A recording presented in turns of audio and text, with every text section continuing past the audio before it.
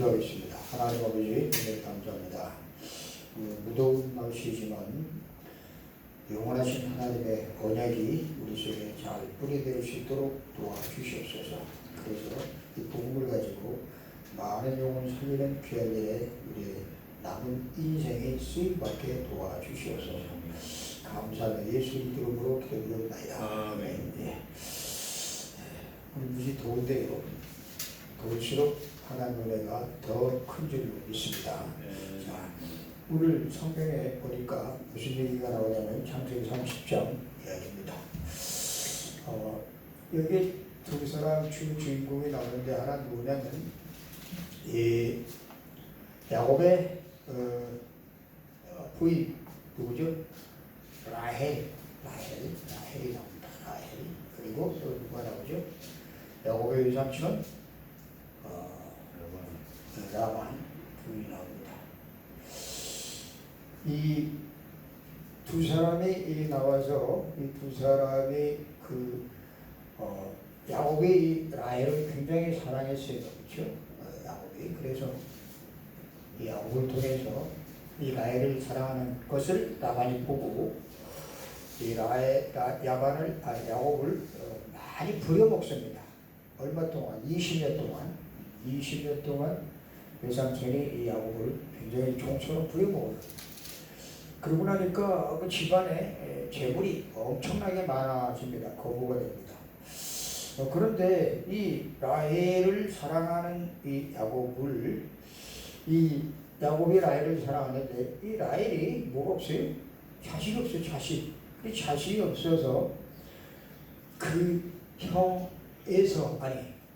레아가 먼저 야곱과 합방을 하게 되고, 그래서 이 레아에게서 먼저 그 자식을 낳죠. 그럼 이제 계속 낳는데 이 라헬은 계속 자식이 없어요. 그때 이 라헬이 이 자식이 없는 것을 이 30장 2절에 뭐라고 말씀하고 있냐면, 라헬이 야곱에게 막 성을 냅니다.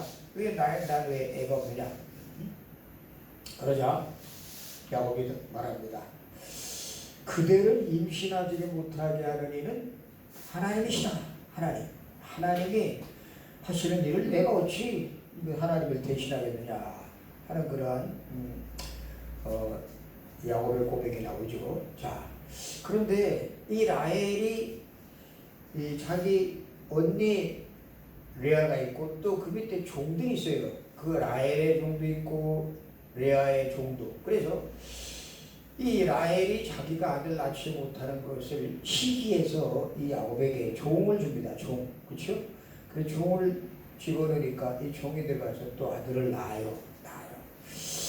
계속 그렇게 아들을 낳고 하다 보니까 이 부인이 몇 명이 돼요, 야곱에? 4명이 됩니다.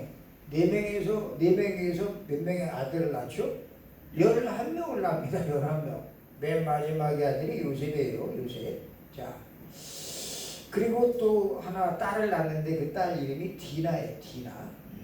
근데 앞으로 디나 때문에 큰 문제가 생기죠. 자, 그래서 11명의 아들을 하나님 주시고 또 디나라는 딸도 주시고 또 그리고 라반의 집에서 20년 동안 성살하면서 큰 거부가 됩니다. 거부. 그런데 이 집안이 가만히 보니까 이 라헬과 야곱 그리고 라반 외삼촌과 그리고 라헬의 그 여종 또 라헬의 언니 레아 그 관계가 아주 복잡해. 한 가정인데 이렇게 복잡한 그런 가정이 지금 오늘 성경에 나타나고 있습니다. 서로 막 시기 그리고 서로 경쟁해. 서로 뺏으려고 서로. 그래서 인본주의를 많이 씁니다. 인본주의. 라반도 인본주의를 썼고 야곱은 물론 그 이전에 인본주의를 썼던 사람이었고 인본주의를 써요. 그런 와중에서 아주 복잡한 가정이 되면서 불화가 가정에 찾아오기 시작합니다. 이 불화가 찾아오는 이 가정을 통해서 사고가 계속 나요. 앞으로 사고가 계속 납니다. 이미 야곱은 큰 사고를 당해서 쫓겨났죠. 그래서 라반의 외삼촌 집에서 20년 동안 생활하고 있었던 그런 이 나그네 생활을 했던 사람인데, 자, 이걸 보면서 우리가 뭘 생각해야 되느냐. 이 야곱의 가정, 또 이 라헬의 이 가정을 보면서 뭘 생각해야 되냐. 흔히 사람들이 생각하기를, 지금도 그렇지만 예전에도 그랬고, 이게 벌써 수천 년 전 이야기거든요. 사람들이 살아가면서 세상이 왜 이렇게 힘드냐라고 말합니다. 세상이 힘들다, 살기가 힘들다, 세상살이가 쉽지 않다, 이렇게 말해요. 그리고 또 어떤 사람들은 뭐라고 하냐, 이 힘든 세상에서 두 부부가 만나서 살아가는데 이 가정생활이 이게 또 만만치 않아요. 가정생활도 이게 화합이 안 되고 서로 깨지고 시기하고 또 각각 다른 형편의 사람들이 만나니까 화합이 안 돼요. 이런 속에서 살다 보니까 이 사람들이 나오는 곳이 어디? 교회로 나옵니다. 교회. 근데 교회 나와서 교회 생활하는데 이게 교회 생활도 이게 힘들어요. 교회 생활도 힘들고 세상 사는 것도 힘들고 가정도 이게 막 엉망이고 말이죠. 이때의 이 모습이 지금과 똑같습니다. 지금과 똑같아요. 지금도 이렇게 살아요. 자, 그러면 이렇게 계속 살면은 우리 인생이 얼마나 비참해져요. 이거를 끝내버려야 돼. 이걸 단번에 끝내는 비밀이 오늘 성경에 나타나고 있습니다. 우리가 창세기 지금 1장서부터 30장까지 지금 왔어요. 그렇죠? 이제 앞으로 20장이 더 남았습니다. 창세기 20장. 그럼 이 창세기를 통해서 아브라함, 이삭, 야곱, 요셉 계속 인물을 등장시키면서 그 인물을 통해서 그 가문을 조명해 주고 있는데, 그러면 도대체 창세기를 통해서 우리가 반드시 꼭 알아야 될 것이 있어요. 그 반드시 알아야 될 것을 우리가 알아야 되는데, 그걸 모르면 우리 인생은 또 이렇게 실패하게 됩니다. 오늘 성경에 보니까 라헬과 그리고 야곱, 라반 이 사람들이 나와요. 그렇죠? 근데 이 사람들과 또 그 언니 또 종들이 쭉 나옵니다. 그런데 문제는 뭐냐? 이 인간의 생각과 하나님의 계획, 이게 틀려요. 우리 인간의 생각은 늘 우리 생각은 나밖에 모른다. 우리 가정, 그 수준에서 못 벗어나요. 그러면 창세기를 통해서 우리가 창세기 지금 1장부터 30장까지 지금 왔는데 앞으로 또 20장이 남았는데 50장까지. 그럼 창세기를 통해서 우리에게 뭘 하나님이 알려주려고 하고 있느냐?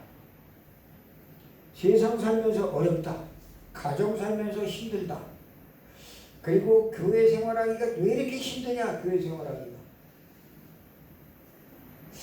이런 부분이 완전히 뒤집어버리는 전환점을 이루는 귀한 말씀이 창세기에 다 있어요. 이 안에 다 있어요. 그리고 오늘 그것을 다시 한번 반드시 꼭 확인해야 됩니다. 이걸 모르면 사단이 우리의 생각 속에다가 사단이 교묘하게 우리에게 사단의 생각을 집어넣어가지고 우리를 멸망시킵니다. 어떻게 이렇게 세상이 힘들다, 사는 게 왜 이렇게 힘드냐, 가정이 왜 이렇게 어렵냐, 교회 나갔더니 힘들어서 교회 나갔더니 교회 생활이 또 이렇게 왜 이렇게 맥 빠지냐, 이 교회 생활 하면서 그렇게 살아가는 사람이 지금 너무 많은데, 자, 그러면 우리가 반드시 창세기를 통해서 알아야 될 것 몇 가지가 있습니다. 첫째로 하나님은 우리에게 축복의 약속을 주셨어요. 축복의 약속. 처음부터. 창세기 1장 27절 28절입니다. 하나님이 자기 형상 곧 하나님의 형상대로 사람을 창조하시되 남자와 여자를 창조하시고 하나님이 그들에게 이르시되 생육하고 번성하여 땅에 충만하라, 땅을 정복하라, 바다의 물고기와 하늘에서 땅 움직여 모두 정부를 다스리라. 처음부터 우리 인간에게 하나님의 형상대로 우리를 만들어 주셨고, 그리고 처음부터 이 세상을 정복할 수 있는 그런 세상 정복의 축복을 우리에게 주셨어요. 우리는 영적 육신을 가지고 살고 있지만 우리는 영적 존재입니다. 영적 존재. 왜? 하나님의 형상대로 지음받았기 때문에 그래요. 영적 존재가 이런 것 부딪혀서 산다면 그거 말도 안 돼요. 근데 우리는 살아가면서 자꾸 세상이 어렵다. 너무 힘들다. 왜 이렇게 세상이 어렵냐. 대통령이 바뀌고 뭐 국무총리가 바뀌고 다 바뀌어도 왜 이렇게 세상이 힘드냐 말하고, 또 가정생활하는 게 왜 이렇게 힘드냐. 가정생활. 두 부부가 만나서 행복하게 살아야 되는데 이게 또 잘 안 되고, 거기다가 또 낳은 자식들은 서로 시기하고 질투하고 경쟁하고 인본주의 빠지. 불화가 계속 찾아와요. 가정에. 그걸 피해서 좀 편안한 마음을 가져볼까 해서 어디로? 교회로 나왔더니 이 교회 생활이 또 만만한 게 아니야. 뭘 자꾸 하라 그러고 뭘 자꾸 그냥 충성하라고 그러고 헌신하라고. 굉장히 부담이 돼. 부담. 수고하고 무거운 짐을 지고 나왔는데 쉬어야 되는데 쉬지도 못하고 부담이 되는 거라는 생각을 하고 있다면 오늘 이걸 완전히 바꿔버려야 돼. 첫째, 뭘 알아야 된다고요? 하나님의 창세기를 통해서 우리에게 맨 처음 주신 축복의 약속, 인간을 하나님의 형상대로 만들었습니다. 그리고 그는 인간에게 이 형상을 계속 유지할 수 있도록 하기 위해서 하나님의 두 번째로 뭘 주셨느냐? 창세기 2장 17절, 선악을 알게 하는 나무 열매는 먹지 말아라. 먹는 날에는 반드시 죽으리라. 그렇습니다. 약속을 약속. 선악을 알게 하는 나무의 실과를 먹지 말아라. 먹으면 반드시 죽는다. 그럼 죽이려고 만들었느냐? 그 나무를 건드릴 수밖에 없는 사건이 생길 수 있다는 것을 하나님 미리 아셨습니다. 아셨어.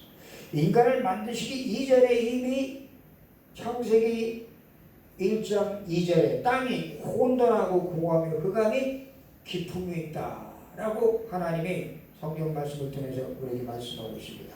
흑암과 혼돈, 공허가 있음을 알고 있었기 때문에 인간을 만드시면서 인간에게 이놈이 건드릴 것을 알고 이미 여기에서 우리 인간을 계속 하나님의 축복을 누릴 수 있도록 약속을 주셨는데 이것이 어떻게 돼요? 빼앗깁니다. 어떻게 빼앗기죠? 창세기 3장 1절에서 6절 보니까 여호와 하나님이 지으신 들짐승 중에 뱀이 가장 간교하더라. 뱀 속에 누가 들어갔어요? 마귀라는 놈이 들어가서 인간에게 찾아옵니다. 그래서 말합니다. 선악을 알게 하는 나무의 실과를 하나님 먹지 말라 하시더라. 여자가 말합니다. 먹지도 말고 만지도 말라. 먹으면 죽을까 하노라 라고 애매한 대답을 던질 때에 마귀가 말합니다. 절대 죽지 아니하리라. 네가 그것을 먹는 날에 네 눈이 밝아져서 네가 하나님처럼 된다 라고 하는 그 거짓말에 속아서 선악과를 따먹은 그 죄를 우리 인간의 근본 문제, 이걸 또 원죄라고. 원죄. 세상 살면서 어렵고 가정생활이 어렵고 집안에 문제가 생기고 자녀들이 어려움을 찾아오는 이유, 창세기에서 준 이 축복의 비밀을 싹 놓쳐져 버려요. 다 잊어버렸어. 이걸 회복시켜 주려고 이런 사람들을 등장시켜가지고 이 축복 얼마나 귀중한 것을 알게 하는 것이 바로 창세기에 50장에 쭉 나와 있는 그런 내용들입니다. 자, 이 원죄에 빠지니까 인간이 영적 존재가 하나님의 신이 떠나니, 창세기 6장 4절에 보니까 3절에 보니까 하나님의 신이 떠나니 뭐가 된다고요? 육이 되지라. 육. 영적인 존재가 하나님의 신이 떠나니까 육이 되어서 이 육신의 의지에서 살아갈 수밖에 없는 존재가 바뀌게 되고 말았어요. 그런데 육으로 살아가면서 인간이 하는 일이 뭘 합니까? 전부 인간들이 죄악을 짓고 마음과 생각이 전부 악한 것만 생각하고, 마음과 생각이 악한 것. 그리고 그들이 하는 모든 일이 하나님을 전혀 모르는 마귀에 붙잡혀서 종살이하고 있는 것을 하나님이 보시고 이 인간 만드셨음을 가슴을 치면서 한탄하셔서 여기에서 홍수를 내리시는데 그 홍수에서 건짐을 받을 수 있는 길, 뭘 주시죠? 방주를 만들어라. 이 방주를 약속해 주십니다. 그렇죠? 그런데 또 이들이 이 어마어마한 이 죄악반에 빠졌다가 이들이 또 홍수가 끝나고 나니까 그들이 우리가 우리의 이름을 높이자, 우리가 하늘 꼭대기까지 큰 성을 쌓자 해서 만든 탑이 창세기 11장에 나오는 바벨탑. 이 바벨탑을 통해서 인간은 하나님에게 도전하려고 합니다. 도전. 인간이 하나님 도전하면 뭐 여지없이 멸망해버려요. 이 바벨탑을 쌓고 이 마음과 생각이 하나님의 말씀을 떠나고 육신적인 생각만 하고 마귀의 손에 빠져서 원죄에 빠진 거예요. 이것 때문에 이 축복을 싹 빼앗겨버렸어요. 싹 빼앗겨버렸어요. 지금도 교회 안에 있는 사람들이 이 비밀을 알지 못하면 교회는 다니고 있지만 저 천주교인이나 아니면 절에 다니는 사람보다 못한 삶을 살게 돼요. 교회는 다니는데 한 사람도 영향을 주지 못하고 교회는 다니는데 시기하고 경쟁하고 인본주의에 빠지고 불화가 찾아오고 문제가 계속 온단 말이에요. 자, 이런 인생이 이렇게 다 축복을 빼앗긴 것을 하나님께서 그냥 보고 있을 수 없어서 이것을 회복하는 비밀을 알려줬어요. 회복하는 비밀.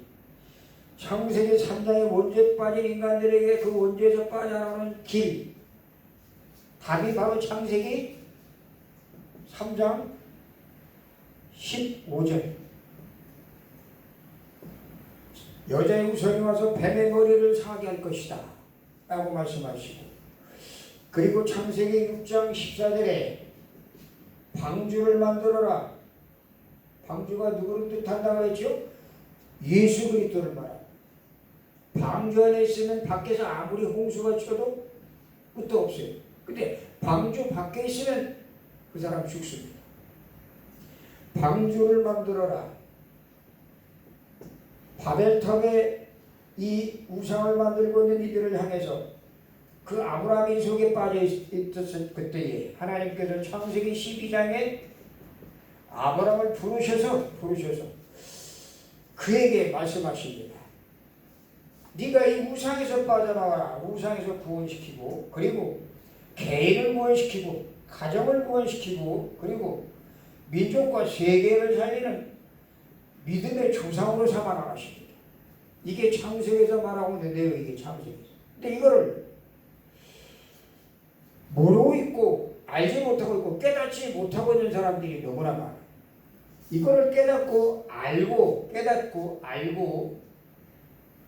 믿고 기도하면 어떤 일이 벌어지느냐.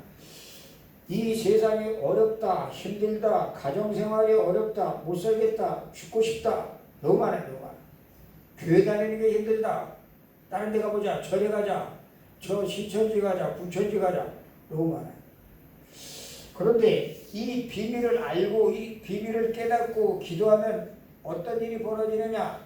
내 삶 속에 하나님의 나라가 임해요. 나라. 하나님의 나라는 죽어서 가는 하나님의 나라도 있지만 이 땅에 살면서 이 어려운 이 세상 속에서 여기에 빠지지 않고 이 비밀을 누리고 있을 때 주시는 하나님의 평강이 우리 속에 자리 잡게 된다는 사실입니다. 이걸 회복해야 돼요. 하나님의 나라가 임하게 되고, 그리고 어떤 일이 벌어집니까? 내가 살고 있는 현장을 정복하는 일이 벌어져요. 현장 정복. 뿐만이 아니라 우리가 이 비밀을 알고 깊이 누리기 시작할 때, 축복을 누리기 시작할 때 어떤 일들이 벌어지느냐. 치유의 역사가 일어납니다. 치유. 무슨 치유? 육신적인 치유도 치유지만 우리 마음과 생각에 붙잡혀있는 귀신, 악한 영, 이 귀신이 있다는 것을 모르는 사람들이 너무나 많아요. 사단은 귀신의 정체를 우리가 모르도록 만들어요. 귀신이 어디냐? 그건 옛날 얘기지. 그 옛날 만화책이나 나오는 얘기지. 하고 귀신의 정체를 모르도록 해요. 사기꾼이 왔는데 사기꾼의 정체를 우리가 모르면 그 사람에게 사기를 당할 수밖에 없어요. 그렇죠? 사기꾼은 자기가 사기꾼이다라고 접근하지 않습니다. 철저하게 자기를 속여요. 마귀도 마찬가지예요. 철저하게 자기를 속이고 그리고 교묘하게 달콤한 것을 가지고 유혹해 오기 때문에 수많은 사람들이 거기에 빠져. 거기에만 빠지면 생각도, 마음도, 정신도, 영혼도 그놈에게 꽉 붙잡힙니다. 그래서 그놈에게 붙잡히면 종살이 합니다. 종살이. 그놈에게 노예된 삶을 살아요. 그놈에게 완전히 붙잡혀서 포로. 나만 그러면 괜찮은데 내 자식들이 이렇게 되는, 내 후대들이 무서운 거예요. 무서워. 그런데도 이런 일을 당하고 있음에도 불구하고 사람들이 이 귀신이 이게 어디 있냐라고 말하는 사람들이 너무나 많아. 있어요, 없어요? 있어요. 분명히 있습니다. 100% 있어요. 그렇지, 100%. 성경은 이 얘기를 하고 있는 것이지 귀신의 얘기, 사단의 정체, 마귀의 정체를 얘기하고 있는 거. 이걸 모르면 우리는 왜 세상 사는 게 이렇게 어려워? 왜 사람들이 이렇게 자살하지? 어찌 초등학교 아이들이 그렇게 총기 사건을 일으키죠? 미국에서. 왜 거기는 그렇게 많은 아이들이 정신병으로 시달리지? 일본의 정신환자들 너무나 많아요. 우리나라도 학교에서 어린아이들에게 학교에서 선생님이 이 시간 끝나고 나면 정신병 약을 먹이는 그런 교실이 있어요. 부모님들이 그 아이의 약을 지어가지고 선생님한테 갖다 주면서 요거 시간 몇 시에 맞춰서 먹여달라 부탁을 해요. 이 세상이 왜 이렇게 어려워졌어요? 왜 이렇게 힘들죠? 우리 가정이 왜 이렇게 가정이 이게 살아가는 게 힘들죠? 그러니까 가정이 깨지는 거예요. 깨져. 이혼하고 이 남편 만났다가 저 여자 만났다가 저 남자 만났다가 수없이 바꿔봐도 행복이 있어요? 없습니다. 없어요. 그래서 요한복음 4장에 보면 남편을 5명이나 바꾼 여자가 나와요. 5명. 얼마나 답답했으면 그런 일을 하겠어. 이 사람 바꿔봐도 안 되고 저 사람 바꿔봐도 안 되고 돈 있는 사람 될 줄 알았더니 외모가 멀쩡하면 될 줄 알았더니 실력 있는 사람 될 줄 알았더니 전혀. 이게 교회 나왔는데 그런 사람들이 교회를 나왔는데 교회 나오니까 이 복음을 얘기도 안 하고 복음을 말해주지 않고 그저 열심히 해라, 노력해라, 헌신해라, 봉사해라, 충성해라 전부 육신적인 것만 갖다가 안겨주니까 교회 다니면서 더 힘들어. 교회 안 다니는 사람들은 차라리 한 잔 먹어버리면 끝이야. 어디 멀리 가서 저 모텔 가서 이상한 짓 해버리면 그걸로 풀어. 근데 이거는 신앙생활 한답시고 십계명이라는 것도 받았기 때문에 이거 그런데도 빠지지 못하고 이러지도 못하고 저러지도 못하고 살아가는 사람들이 굉장히 많은데 당장 바꿔야 돼. 사단이 그렇게 우리 속에 우리가 받은 축복, 어마어마한 축복의 약속을 우리가 붙잡고 이 축복의 약속 빼앗아간 놈이 사단 꺾을 수 있는 유일한 길 그리스도 비밀 붙잡고 기도할 때에 흑암의 세력이 무너지고 현장이 천국돼. 현장 치유 역사가 일어나요. 지난 주간에 우리 선교기 제일교회에서 다민족 제자들이 모였어요. 한 15명인 거예요. 저 아프리카, 저 인도네시아, 인도, 스리랑카 그래서 왔어요. 어렵게 왔어요. 초청해가지고 와가지고 이 사람들이 이렇게 말씀을 들으면서 나는 이제 우리나라 돌아가면 이 복음만 전하는 일에 내 생을 걸겠다 라고 고백하는 사람들이 포럼을 하면서 고백을 하고 있어요. 포럼. 근데 그 이야기를 듣고 있던 우리 장로님의 3학년짜리 아들이 그걸 듣다가 뭐라고 그러냐. 아빠, 나 인도네시아 말 배울래. 그래? 왜? 그거 배워갖고 인도네시아 가서 복음 전할래. 그러는 거예요. 아니, 이제 3학년. 초등학교 3학년. 아빠가 생각하기에 아니 영어를 배우든가 뭐 일본어 중국어를 배우든가 할 것이지 왜 하필 인도네시아냐 인도네시아. 근데 인도네시아 온 사람들이 포럼을 한 걸 들으면서 그 땅에 얼마나 많은 우상이 판치고 있고 흑암이 극성을 떨고 있고 그 점술가들이 귀신 섬기는 사람들이 인도네시아에 꽉 차 있다는 것을 포럼을 통해서 이놈이 들었어. 그리고 하는 말이 아빠한테 나 인도네시아 들을 거야. 그러니까 아빠가 또 뭐라 그래 공부 못해도 좋다. 네가 거기에 마음 품고 인도네시아 살릴 거란 마음을 했다면 아빠는 네가 공부 잘하는 원치 않는다. 이 복음을 알고 배워라. 전혀 생각지도 않은 그 아들이 인도네시아어를 배우겠다는 소리를 듣고 깜짝 놀랐고 여러분 우리 주변에 내 삶 속에 하나님의 나라가 먼저 임해야 돼요. 내 가정에 그리고 내가 살고 있는 직장에 그리고 우리 교회에 우리 기념교회 하나님의 나라가 임해야 되고 그리고 내가 있는 지역 내가 움직이는 지역에 내가 가고 있는 그 직장 그 현장이 정복되어지는 역사가 일어나야 돼요. 이게 아멘. 우리 병원에 간호실장이 있어요. 나이가 이제 60이 좀 넘었어요.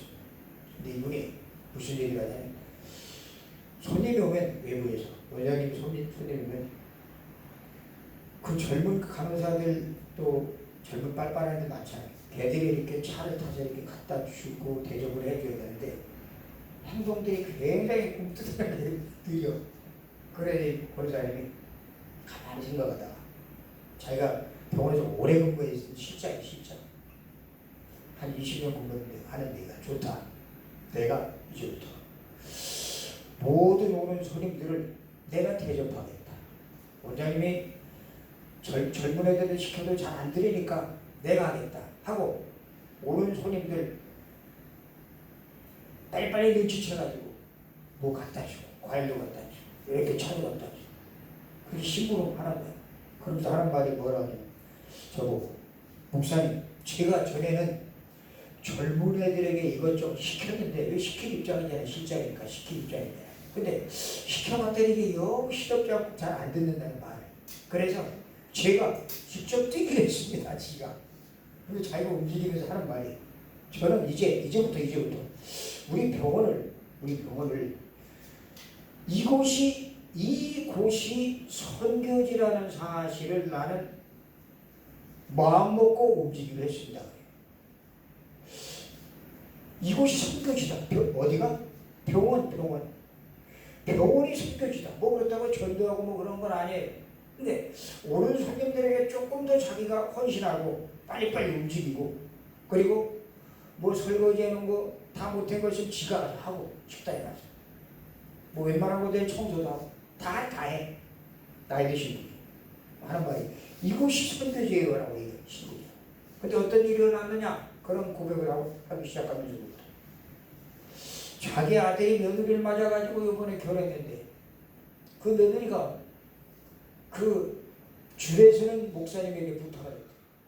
목사님 이번에 우리 친구들이 불신 친구들이 올 텐데 그 불신 친구들이 꼭 복음을 들을 수 있도록 주에서 엉뚱하지 말고 구원의 길만 말해달라고 구원의 길. 그래서 주례하면서 구원의 길을 쭉 설명을 했더니 거기 있는 불신 친구들이 듣고 와 그렇구나 하고 영접을 했어요. 영접.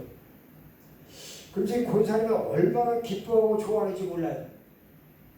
자기가 있는 현장을 향해서 이곳이 선교지다. 내가 곧 현장이다. 내가. 그리고 내 직장이 선교지다. 내 현장이 선교지라는 의식을 가지고 움직이기 시작하면서 기도했더니 이렇게 바뀌어요. 그 좋은 며느리가 들어온 걸 보면서 너무 기뻐요. 너무 좋아. 이렇게 좋은 며느리가 들어오니까 말이죠. 입이 막 찢어지죠. 그래서 웃음이 나오고 일하는 게 하나도 힘이 안 들대. 매일매일 일하는 게 기쁘고 뭐만 바꿨더니 생각만 바꾸니까 생각. 우리의 마음과 생각만 잠깐 바꿔버리면 이런 일이 벌어집니다. 오늘 성경에 보니까 이 어마어마한 회복하는 비밀을 우리에게 주셨어요. 자, 그러면 우리가 이 엄청난 축복 주신 것을 이거를 내 것으로 만들려면 어떻게 해야 되냐? 이걸 아는 것으로만 그쳐서는 안 돼요. 아는 것. 제가 러시아 사람들이 가서 복음을 전하면 한 1년, 2년 있던 사람들이 뭐라고 하냐면 목사님 그거 다 들어서 알아요. 들었으니까 알겠죠. 들으니까. 또 같은 얘기 또 한다고 그러는 거예요.